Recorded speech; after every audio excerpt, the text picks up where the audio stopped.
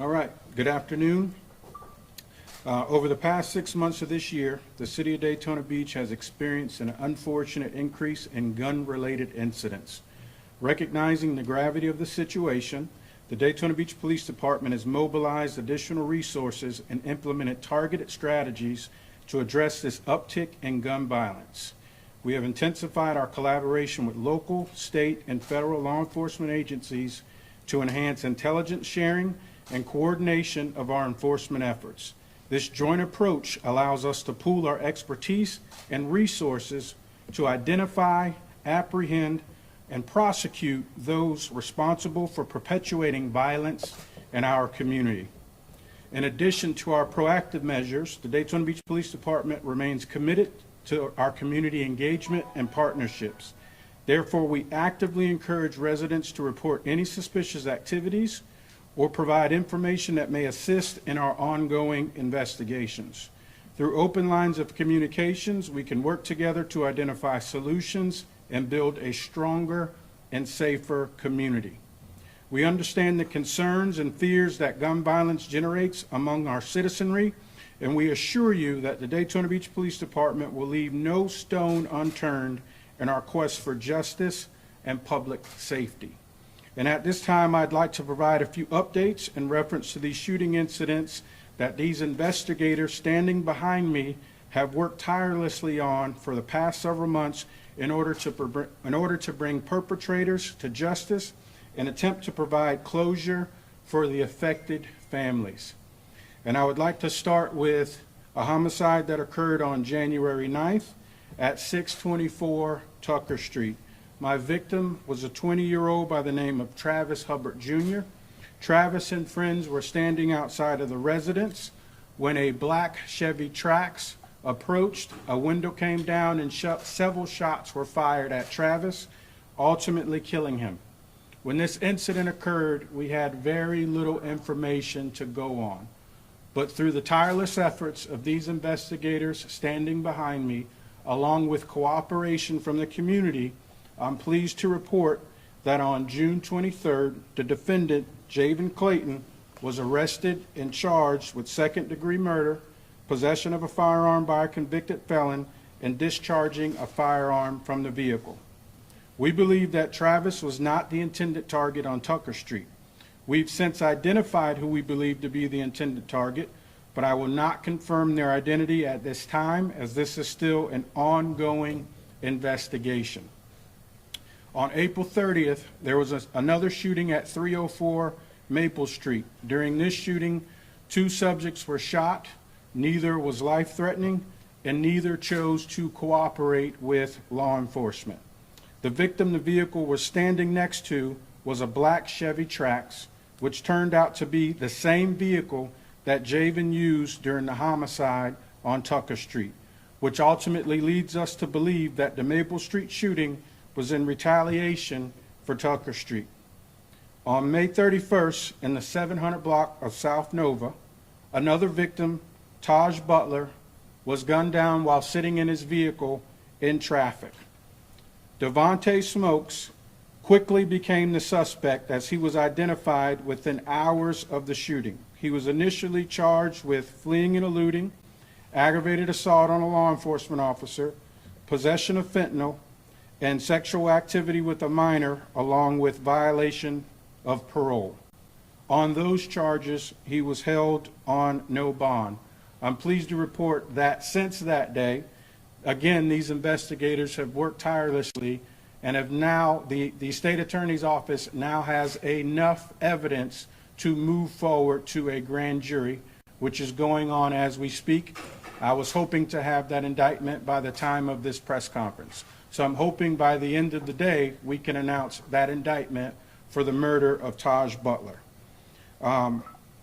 We've established a possible motive, but the investigation is ongoing as we know others are involved. There will be additional arrests made in connection with this homicide, and once those arrests have been made, I will be more than happy to disclose the motive. I can confirm that this was far from random, and the shooters knew their target. On January 4th at 955 Orange Avenue, there was a shooting where the victim, Jaron Smith, was shot by Robert Blue. The investigators worked tirelessly, and Robert Blue was arrested the following day over in DeLand. There was a couple other individuals that were involved in this, and on January 6th, those individuals were involved in a shooting at 600 Jimmy Ann. Neither cooperated, so those victims will remain on our radar for the foreseeable future. And on May 3rd, 2023, at 412 Hudson Street, there was a homicide of a 16-year-old by the name of Freddie Cooper. This case is still a work in progress, and I would like to take this opportunity to make a renewed call for anyone with information about this case to please come forward with that information. And I would also like to remind everyone of how to do so anonymously. The Daytona Beach Police Department has an app that's available on both iPhone and Android platforms. Through that app, there is a tab that will allow you to submit a tip and remain anonymous. Also, you can text the tip by typing DB Tips plus the tip information on your smartphone and then text it to CRIMES. That's 274637. Again, 274637. And then lastly, you can always go to the Northeast Florida CrimeStoppers.com and submit a tip that way as well. I would like to again recognize everybody standing behind me for their tireless efforts, as well as some behind the scenes. I want to recognize the Patrol Division, the entire Criminal Investigation Division, our Violent Criminal Apprehension Team, our crime scene techs, crime analysts, our ATAC unit, and our victim advocates for their tireless work over the past several months, as this has required a total team effort. To that end, I would also like to thank the Volusia Sheriff's Office, the Flagler County Sheriff's Office, the U.S. Marshal Service, and the State Attorney's Office for collaborating and partnering with us on both intel and information sharing, as well as providing the additional resources needed to locate and apprehend several shooting suspects. I would like to extend my sympathies to the family members that have been affected by this senseless violence occurring in the city, but also reassure everyone that the Daytona Beach Police Department remains committed to its mission, and we will continue to adapt our strategies, collaborate with stakeholders, and employ every available resource to combat gun violence and ensure the safety and well-being of all of those who call Daytona Beach home. And at this time, I will take a few questions. Chief, Yes, sir. you mentioned that the shooting on Maple Street is possibly retaliation for the shooting on Tucker Street. Yes. So that's a possible motive there.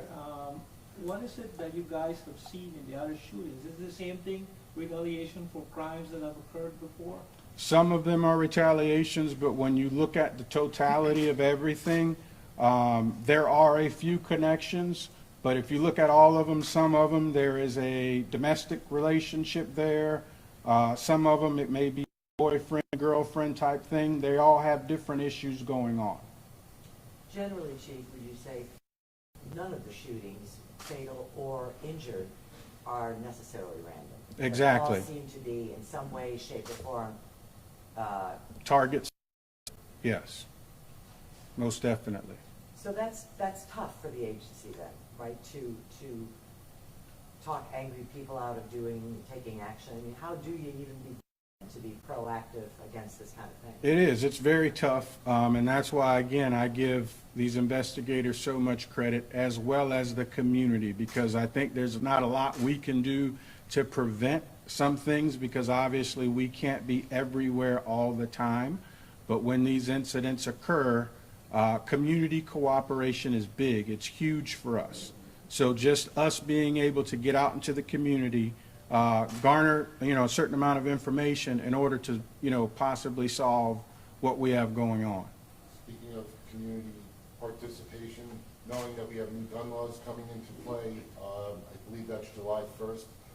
Is there anything the department is doing to educate the community itself, as well as inside the department, on how that's going to start to play into all of what you guys are doing? So I know the sheriff's office is going to run a safety class coming up in the near future. I don't remember the exact dates. We ourselves have not yet, decided if we're going to do the same. Chief, does it stun you, any of you, the number of guns that are out there So much so that I know families, loved ones are going to actually march this Saturday, a guns down march, if you Yes, will. so I actually brought a flyer in reference to that march. This is being coordinated by several of the mothers that have lost their sons to senseless gun violence, so I absolutely 100% support them, and I applaud them for stepping up.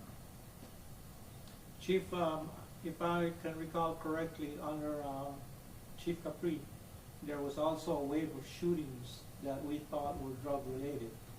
But it turned out, again, if I remember, it's been a while now, it turned out that it was shooting between people over music. Recently, we have a music manager shooting an upcoming music professional. Is that something part of everything that's going on with all this gun violence? I can't say that to be certain, Patricio. People get into arguments for various reasons, and then ultimately it leads to gun violence. It may be music, it may be drugs, it could be a myriad of things, but ultimately it leads to gun violence, and that's what we need to stop. That's what we need to stop. I'm going to take a couple more and Chief, is there any updates on this, going back to the 16-year-old, because we were told it was random, nowhere. Is there any updates on that particular? no, that's why we're still, we need help there. So we're reaching out to the community. Anything, you guys can, as you as well, any information you guys hear, I just read off, you guys can submit tips or the community can submit tips. So any and all help, we greatly appreciate it. But I can tell you, we're still investigating that one, and I feel pretty good about it long term. I think maybe it was your voice, but we heard something maybe at City Hall about better lighting, cameras in those certain areas. How's that come along? Is there anything more with that? So we have in cooperation through the city as well as the housing authority, but as most things, it takes, but that is definitely a need, especially in that area, for additional lighting and cameras. We also wanted to ask about the information you put out about the guy who got the video of the woman over the dressing room stall. If you're familiar with that case. It's something that we're taking a look at. I just wanted to see if you could give us your take on that particular case, and also the aspect of it that this seems to be kind of a recidivism problem, because this guy was also under arrest in Georgia for a similar crime. And I also understand that recently in our area there was a guy who was arrested for upskirt photographs at a supermarket, and it also wasn't his first time doing that. So I'm going to keep the focus on the shootings right now. I know we've sent out the report, so you probably have as much information as I have. I'm just glad that we were able to get him into custody. I just want to double check, do you have any type of plan in order to prepare the department with the upcoming permitless carry law? We may do some additional training. We may do some additional training for our citizens. One more question, Chief, if you allow me. I didn't quite hear or whether there is any specific program like other agencies have done to go after probable possible illegal guns in the city of Daytona Beach. Is your department having some kind of program like that where probably police operations will target probably people with illegal guns? So we do have a partnership. We participate in a task force with the ATF, and there have been discussions in reference to that, and operations are being planned. And I'm gonna just have to leave it there. But thank you.